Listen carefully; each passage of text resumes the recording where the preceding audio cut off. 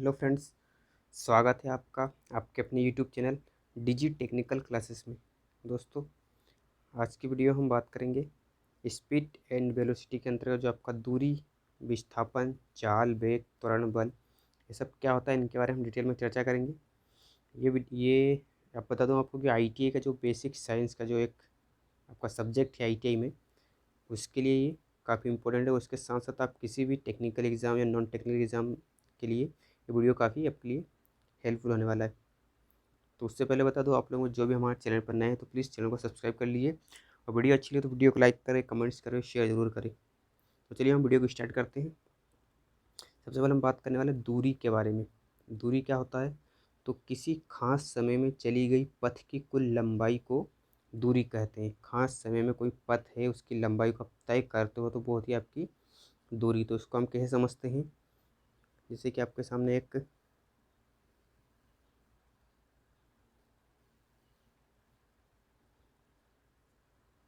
ये कोई आपके सामने एक स्कूल बना हुआ है, और यहाँ से आप रास्ता बना हुआ है। ये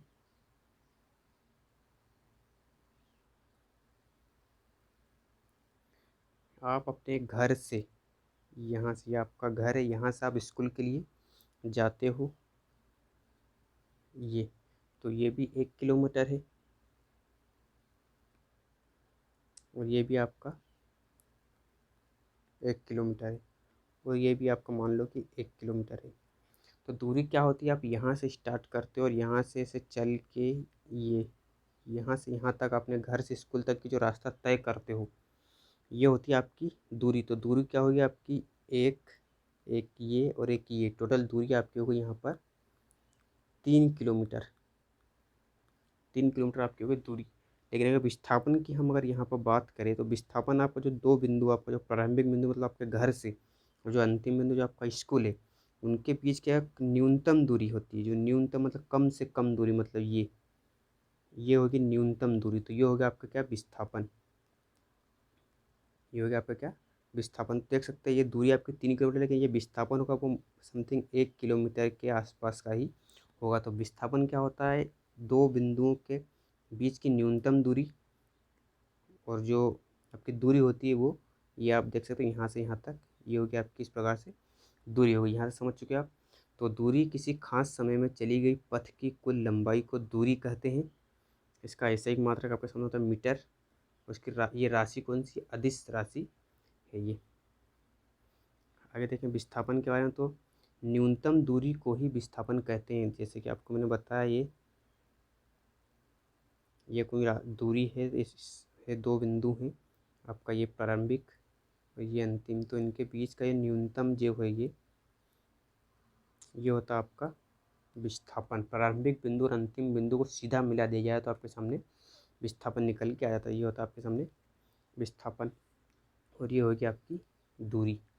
तो ऐसा ही मात्रक इसका भी विस्थापन का मीटर होता है। और विस्थापन एक सदिश राशि है, क्योंकि इसमें आपको दिशा के साथ साथ विस्थापन सदिश राशि, इसमें दिशा और परिणाम दोनों बताना जरूरी होता है।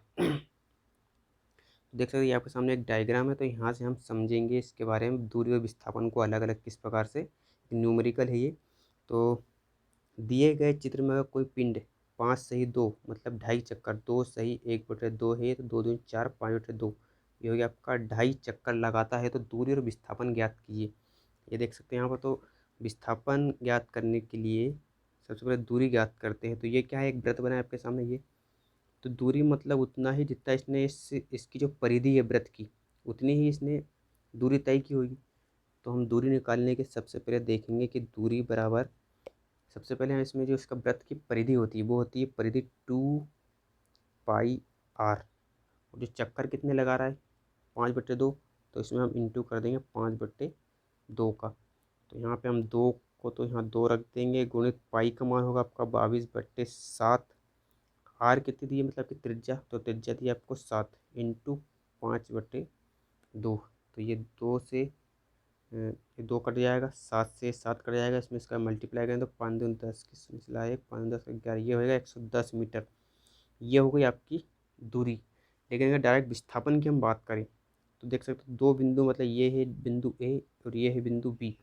तो इनके बीच विस्थापन मतलब न्यूनतम दूरी, तो इसकी त्रिज्या कितनी है 7, तो इसका जो व्यास होगा इसका डबल, त्रिज्या का डबल होता है व्यास, तो 7 + 7 मतलब 14, तो 14 हो जाएगा आपका विस्थापन। ठीक, यहाँ पे समझ चुके होंगे आप कि जो दूरी और विस्थापन अलग अलग कैसे होता है। ये भी देख सकते हो, ये भी एक प्रकार के एक न्यूमेरिकल है कि कोई चीटी ए से बी तक सफ़र तय करते हो, दूरी और विस्थापन ज्ञात कीजिए। देख सकते हैं यहाँ पर भी आप मैं इसको बता दो इसमें कि जो ए बिंदु ये है और बी वाला बिंदु ये है आपके सामने, तो इनके बीच अगर विस्थापन की अगर हम बात करें तो विस्थापन आपका डायरेक्ट यहाँ से 5 और 5 10, ये हो जाएगा आपका डायरेक्ट 10। लेकिन दूरी की बात करें, दूरी आपको यहाँ से 3 4, ये हो जाएगा 7 7, और यहाँ से भी 4 और 3 7, ये हो जाएगा 7, मतलब 14 हो जाएगी आपकी दूरी, 14 मीटर आपकी हो जाएगी दूरी। लेकिन अगर विस्थापन की बात करें, विस्थापन आपका हो जाएगा डायरेक्ट 5 और 5 10, 10 हो जाएगा आपका विस्थापन। ये किससे निकाला, ये अपने पाइथागोरस प्रमेय से ये अपने 5 को निकाला है। ठीक, आगे देखिए इसमें जो इम्पोर्टेंट चीज़ और देखिए कि दूरी और विस्थापन का अनुपात, दूरी और विस्थापन का अनुपात 1 से बड़ा और बराबर होता है, छोटा कभी नहीं होता। जैसे कि अभी यहाँ पर अपन निकाल के आया कि जो दूरी आपके सामने निकल के आई है 14, विस्थापन आपके सामने निकल के आया कितना 10, तो इसका जो अनुपात है इसको हम काटेंगे तो ये हो जाएगा 7/5, 5 एकम 5 और बचा 5 के 20, 1.4। तो हमेशा 1 से बड़ा आएगा इसका अनुपात, या फिर एक के बराबर आएगा, या फिर 1 से बड़ा आएगा, 1 से छोटा कभी भी नहीं आएगा। ठीक, तो दूरी और विस्थापन का जो अनुपात है वो 1 से बड़ा होगा या बराबर होगा, छोटा कभी भी नहीं होगा। एक चीज़ देखिए कि विस्थापन धनात्मक, ऋणात्मक और शून्य हो सकता है। धनात्मक विस्थापन आपका धनात्मक कैसे और ऋणात्मक कैसे होगा ये समझिए पहले। जैसे कि आपने कोई कोई अगर ये वॉल है, इसको आप फोर्स लगाते हो, बल लगाते हो, एफ बल लगाते हो, तो इसमें अगर धनात्मक मतलब आगे की ओर, मतलब अगर इसमें फोर्स लगता है धनात्मक विस्थापन तो वो होता है धनात्मक, और माइनस में अगर आपके फोर्स लगता है, मतलब आप कोई, जैसे कि आपने इसकी जो वॉल है तो इसकी आप स्पीड कितनी है इसकी 2 मीटर प्रति सेकंड है, लेकिन इसमें फोर्स लगा के आप 4 मीटर प्रति सेकंड कर देते हो, तो ये होता है आपका धनात्मक विस्थापन।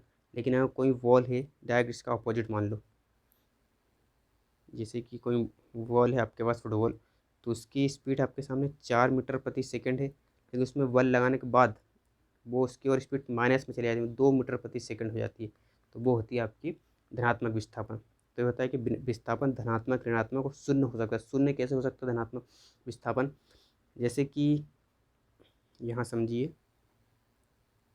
कि विस्थापन शून्य किस प्रकार से हो सकता है।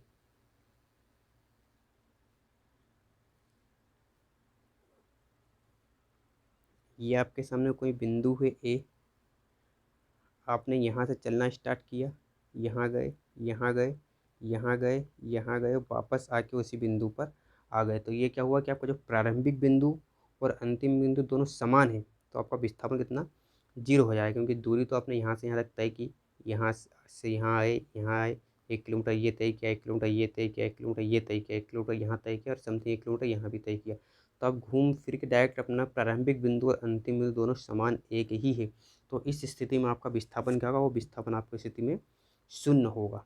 ठीक, तो विस्थापन धनात्मक, ऋणात्मक, शून्य हो सकता है। दूरी हमेशा धनात्मक उत्पन्न हो सकती है, ऋणात्मक कभी भी नहीं हो सकती। दूरी मतलब आप कोई भी चलते हो तो आप डायरेक्ट कभी ये नहीं बोलते कि मैं -4 चला तो -3 चला, -2 चला। दूरी हमेशा धनात्मक, मतलब आप ये बताओ कि मैं 2 किलोमीटर चला, 3 किलोमीटर चला, तो आपने किसी बिंदु से स्टार्ट किया, दूरी ऋणात्मक कैसे हो सकती, ऋणात्मक कभी नहीं हो सकती, दूरी शून्य हो सकती है। एक बिंदु है, यहाँ से आपने अगर चलना स्टार्ट ही नहीं किया, उसी बिंदु पर हो, तो इस स्थिति में आपकी दूरी हमेशा शून्य होगी, और दूरी हमेशा धनात्मक हो सके, क्योंकि आप आगे की ओर बढ़ते हो तो वो धनात्मक ही होगा, ऋणात्मक नहीं।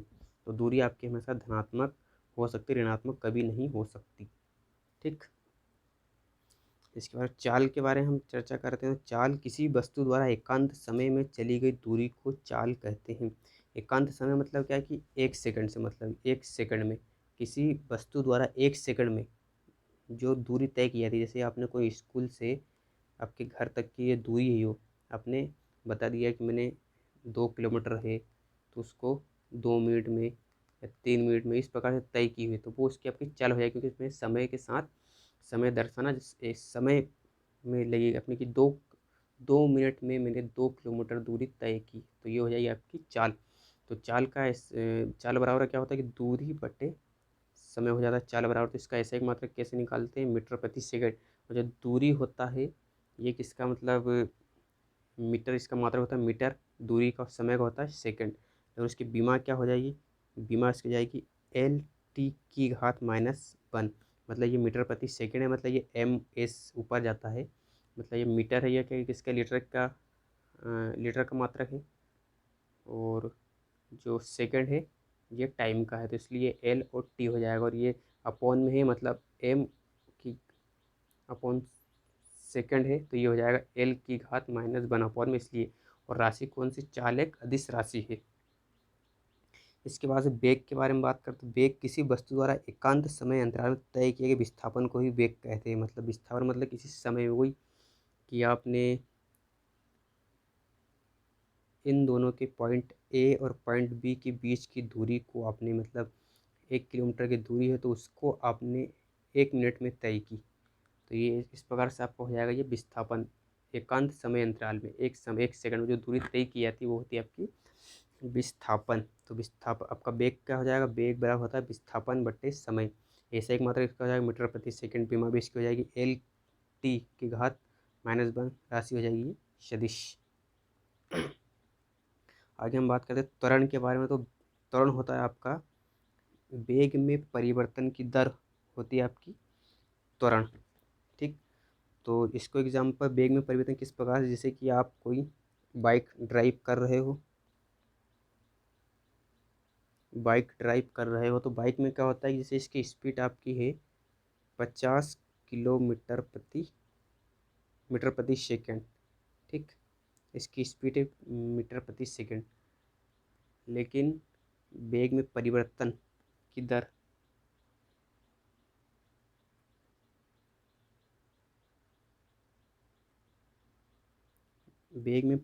दर मतलब जो वेग होता है इसमें जो परिवर्तन हो जाता है, मतलब आपने एकदम से इसमें 60, जैसे कि इसमें एक्सीलेटर आप जिस दबाते हो, इसका बाइक का एक्सीलेटर दबाते हो तो इसकी स्पीड आपकी हो जाती है 50 से 60 किलोमीटर प्रति सेकंड हो जाती है। यही होता है आपका त्वरण होता है यही। तो त्वरण बराबर क्या होता है, वेग में परिवर्तन की दर। त्वरण बराबर होता है आपका कि वेग में परिवर्तन की दर बटे होता है आपका समय अंतराल।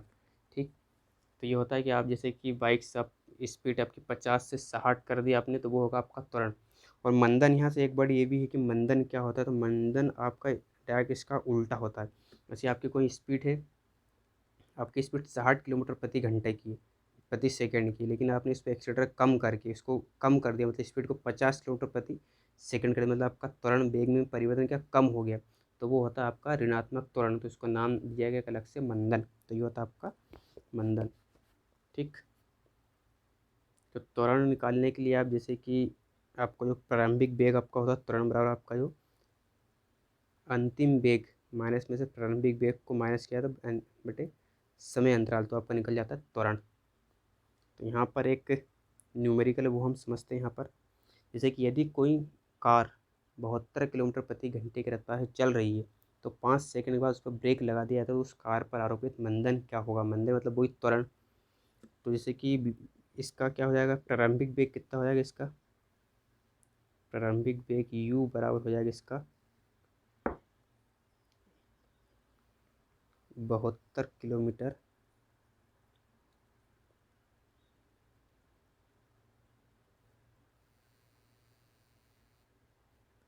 ये हो जाएगा आपका 72 किलोमीटर प्रति घंटे। लेकिन अगर इसको आप मीटर प्रति देखें, यहाँ 6 सेकंड में है, तो आप इसको 72 को मीटर प्रति सेकंड में चेंज करोगे तो इसको आप में सब 5/18 का मल्टीप्लाई करना पड़ेगा। ठीक, तो ये इससे कट हो जाएगा, तो 18 चौक 72, 5 चौके 20, तो आपके पास u बराबर क्या निकल के आ जाएगा 20, मतलब प्रारंभिक वेग। त्वरण निकालने के लिए प्रारंभिक वेग माइनस अंतिम वेग करना पड़ेगा आपको। ठीक, प्रारंभिक वेग अपॉन अंतिम वेग करना पड़ेगा। तो आपके सामने जैसे कि प्रारंभिक वेग तो आपके सामने है 0, सॉरी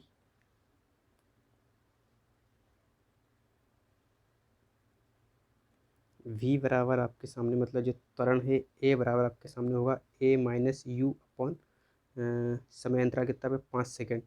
तो v मतलब 0 क्योंकि अपना अंतिम वेग आपका है 0, माइनस यू बराबर कितना है अंतिम वेग आपका 20 अपॉन में 5। तो इसको आप काटेंगे डायरेक्ट तो ये आपका आएगा 4 मीटर प्रति सेकेंड। तो ये आपके सामने निकल के आएगा आपका इसका मंदन।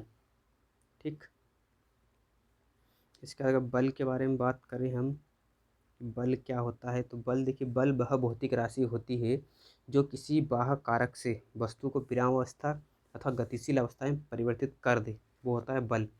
जैसे कि आपके सामने कोई फुटबॉल है, ये फुटबॉल, तो इसको जैसे फुटबॉलर किक मारता है तो ये स्थिर से एकदम गतिशील अवस्था में आ जाती है।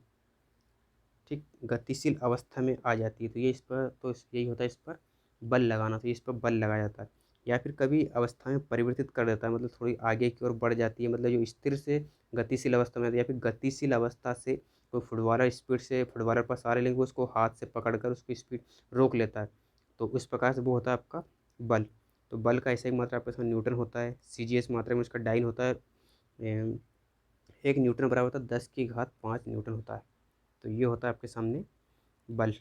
तो आई होप कि आपको वीडियो पसंद आएगी। वीडियो पसंद है तो प्लीज़ वीडियो को लाइक करें, कमेंट्स को शेयर जरूर करें। मेरे इस चैनल पर आपको टेक्निकल एंड नॉन टेक्निकल सही प्रकार की भर्ती की जानकारी मिलती रहेगी। और अगर आप IT के बाद टेक्निकल एग्जाम की तैयारी करोगे फिटर ट्रेड के साथ, तो प्लीज़ इस चैनल को सब्सक्राइब कर लीजिए। इस पर आपको फिटर थ्योरी के वीडियो भी अवेलेबल होते रहेंगे। धन्यवाद।